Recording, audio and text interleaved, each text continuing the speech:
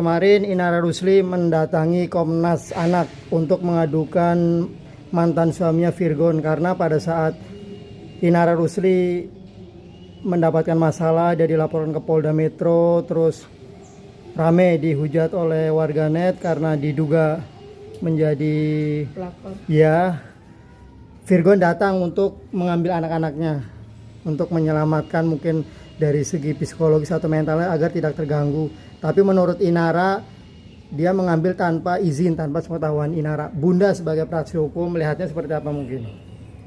Saya rasa langkah Virgon adalah langkah yang tepat, ya, karena ini kan menurut hukum dia adalah pelakor, pengganggu rumah tangga orang, ya. Terus dalam hal ini tentu akan menjadi dampak psikologis terhadap anak-anak yang di bawah umur. Nah, Inara kan sudah sibuk dengan hubungannya dengan suami orang tersebut. Ya, selesaikanlah dulu persoalan hukumnya.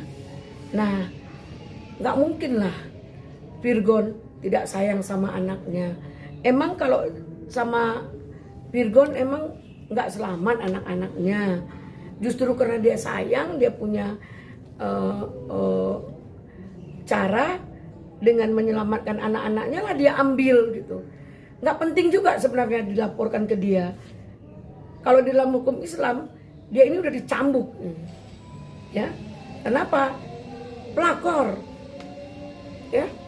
Nah, untuk itu jangan terlalu egois kamu, Inara.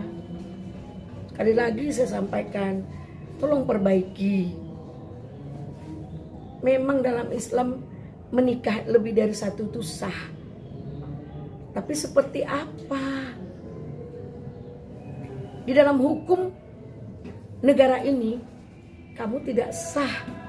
Kena pasal 279 berarti kamu akan apa dampaknya? Coba 5 sampai 7 tahun. Sekali lagi saya sampaikan, ini negara hukum. Ada moral dan etika yang sudah kamu langgar. Sehingga mencoreng nama baik keluarga, nama baik anakmu di publik.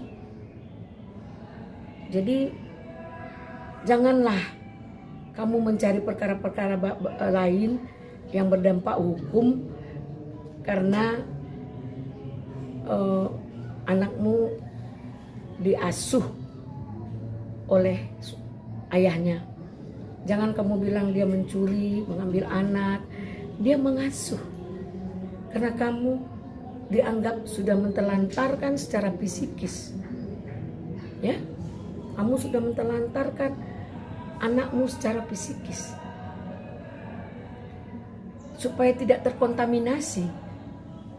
Boleh dong dia ambil. Kalau dia nggak ambil, berarti dia tidak tanggung jawab, tidak sayang sama anaknya.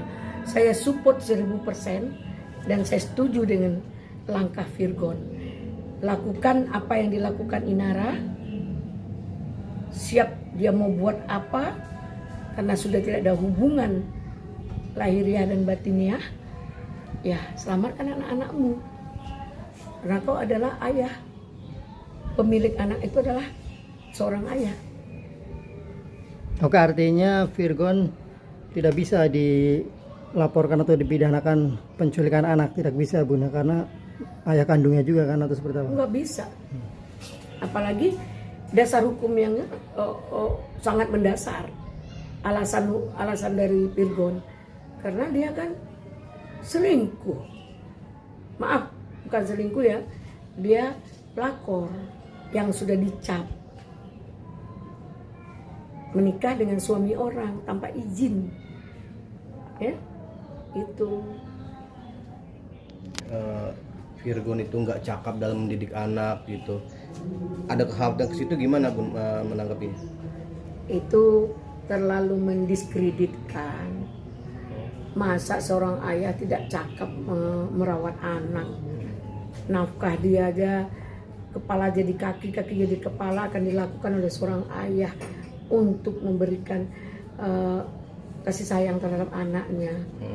Cuman namanya juga seorang ayah, untuk perlindungan yang memberikan kehangatan mungkin kecil sekali, karena ayah ini kan umumnya para ayah kan bisa hanya berbuat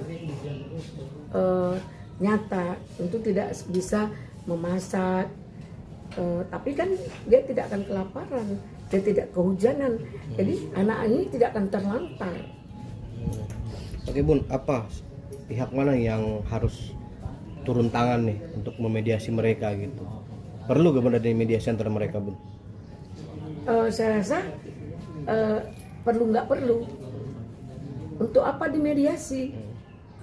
Dan saya rasa kalau dia melaporkan kan capek-capek aja.